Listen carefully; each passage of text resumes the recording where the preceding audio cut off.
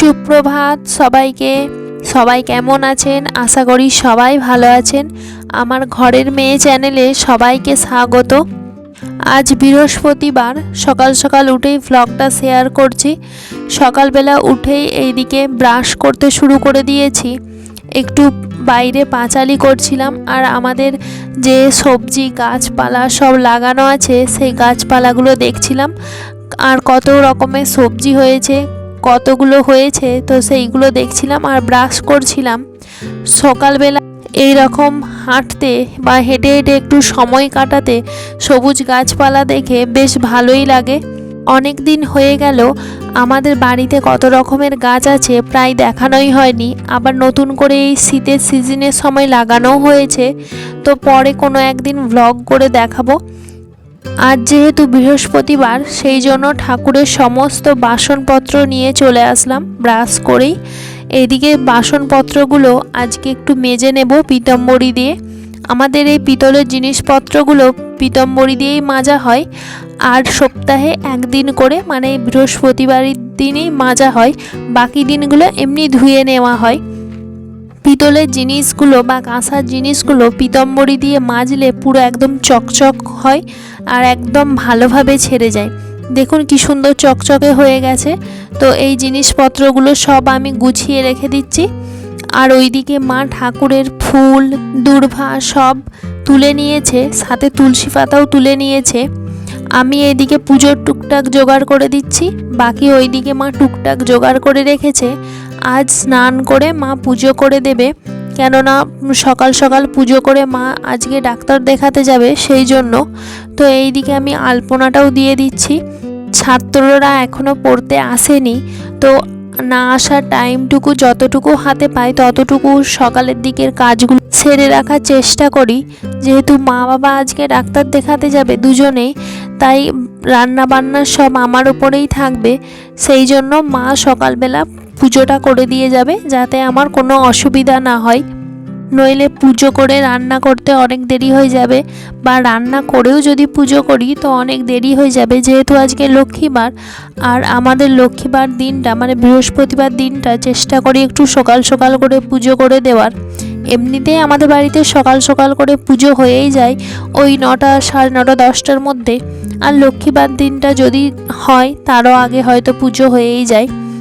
এই দেখুন মা এইদিকে পুজো করে দিয়েছে, আর ঠাকুর ঘরটা বেশ একটু ময়লা জমেছিল, আজকে ভালো করে মা পরিষ্কার করে দিয়েছে, করে দিয়ে পুজো করে দিয়েছে। বেশ চকচক করছে আর ভালোও দেখতে লাগছে। এইদিকে আমি সকালে পড়াতে বসে পড়েছিলাম, তারপর পড়ানো হয়ে যাবার পর আগে জলখাবার খেয়ে নিলাম, তারপরে ভাবলাম রান্না বসাবো। সেই জন্য জলখাবারটা খাওয়া হয়ে যাবার পর এদিকে আমি রান্না বসানোর জন্য আগে ভাতের চালটা ধুয়ে নিচ্ছিলাম।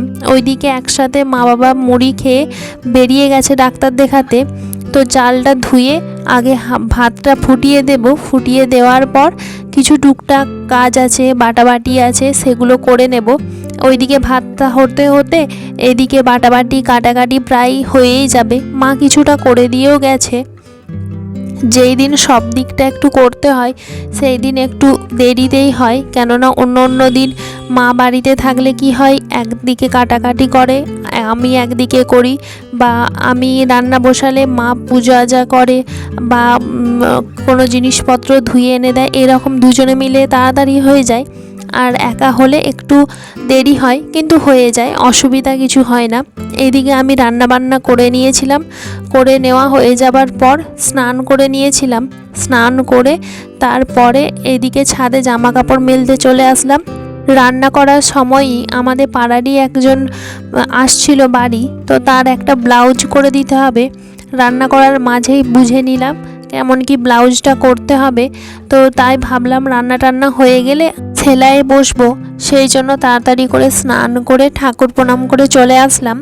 এই যে কালো রঙের শাড়িটা দিয়ে গেছে, শাড়িটা পুরোটাই একই কালার, আর কোনো ডিজাইন নেই, শুধু পাড়ে একটু নকশা করা আছে।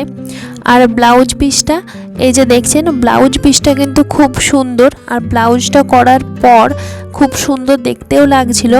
এই ভিডিওতে আর ব্লাউজের ভিডিওটা দেওয়া নেই, পরের ব্লগে দেব, আপনারা দেখে নেবেন, কেননা এখন পুরোটা ফিটিং হয়নি সেই জন্য। আর এই সেলাইয়ের সময় আমার একটা মুদ্রাদোষ কি জানেন তো, সব কিছু জিনিস একসাথে নিয়ে বসতে আমি প্রত্যেকবার ভুলেই যাই। চেষ্টা করি যে প্রত্যেক কটা জিনিস গুছিয়ে একবারে নিয়ে বসবো যাতে আমাকে উঠতে না হয়, কিন্তু সেই কিছু না কিছু জিনিস আমি ঠিক ভুলেই যাই। আমাকে ঠিক উঠতেই হয়, আবার আমাকে তারপরে বসে করতে হয়।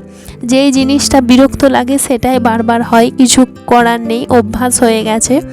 তো ফার্স্টে আমি পেছন পাটের ড্রয়িংটা করে নিচ্ছিলাম, আর যেই একটা মাপ দিয়ে গিয়েছিল ব্লাউজটা, সেই মাপটা নিয়েই করছিলাম। তার থেকে একটু সাইজে বড় করব, কেননা যে কোনো জিনিস বড় রাখা প্রয়োজন, যাতে পরবর্তীকালে তার যদি শরীরের কোনো প্রয়োজন হয় বাড়তি, তো সেই ক্ষেত্রে সেলাইটা খুলে দিলে আর কোনো অসুবিধা হবে না। সেই জন্য আর একটু বাড়তি রেখে করতেও বলে গেছে, সেই জন্য দেখে নিচ্ছিলাম মাপটা, তো তার থেকে একটু বড় করেই করব। আর সারাদিনের পরে এই সেলাইয়ের কাজটা করলে আমার বেশ ভালোও লাগে। সেলাইয়ের কাজটা না থাকলে মানে আমারই নিজের টুকটাক কিছু জিনিস তখন করতে থাকি, আমারও নিজের কিছু তো কাজ থাকে, তখন নিজের সেলাইগুলোই করতে থাকি। আর কাজটা করলে টাইমটা কিভাবে কেটে যায় বুঝতেও পারি না, যেহেতু আমাদের সকাল রান্নাবান্না হয়ে যায় প্রায় ওই ধরুন 11টা সাড়ে 11টার মধ্যে রান্নাবান্না কমপ্লিট হয়ে যায়। তো তখন থেকে সারা দুপুরটা বসে থাকা খুব বোরিং, সেই জন্য কিছু সেলাইয়ের কাজ করি। আর কোনো দিন যদি কাজ থাকে তখন তো সময় কেটেই যায়, অসুবিধা হয় না।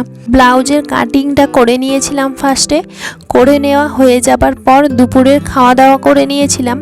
খাওয়া দাওয়া করা হয়ে যাবার পর সেলাই বসেছিলাম। আজকে দুপুরবেলা রেস্ট নেওয়ার জন্য শুইনি, যেহেতু ব্লাউজটা ছিল। যেদিন সেলাইয়ের কাজ থাকে চেষ্টা করি দুপুরটা আর না শোয়ার, এমনিতেই দুপুরে না শোয়াই ভালো, কিন্তু কিছু কাজ না থাকলে কি করব, সেই জন্য শুয়ে পড়া হয়। কিন্তু আজকে যেহেতু ব্লাউজটা ছিল তাই ভাবলাম আর শোবো না, ব্লাউজটাই করি।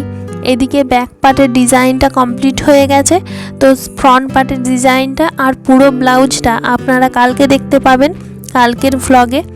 আর এইদিকে তারপরে সন্ধেবেলার সময় সব কাকিমারা জেঠিমারা আসছিল, তো গল্প হয়ে যাবার পর সন্ধে দেখানো হলো। যেহেতু আজকে লক্ষ্মীবার, সেই জন্য আজকে একটু লক্ষ্মীচরিতম বইটা পড়লাম। তারপর গোপুসোনাকে সেবা দিয়ে দেওয়া হয়েছিল। সেবা হয়ে যাবার পর গোপুসোনাকে এদিকে ঘুম পাড়িয়ে দিলাম, কেননা আমাদের গোপুসোনাকে সন্ধে দেখানোর পর সেবা দেওয়া হয়। সেবা দেওয়া হয়ে গেলে একবারে শয়ন দিয়ে দেওয়া হয়, আর আলাদা করে রাত্রেবেলা শয়ন দেওয়া হয় না।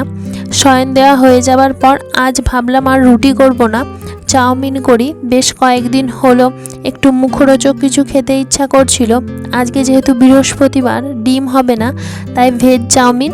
বাড়িতে আলু তো ছিলই, আর তার সাথে বাড়িতে ফ্রিজে বরবটি কলাই ছিল, তো ভাবলাম বিনসের বদলে এগুলোও দিয়ে দিই, বেশ খেতে ভালোই হয়। আমি মাঝে মধ্যেই থাকলে দিয়ে করি।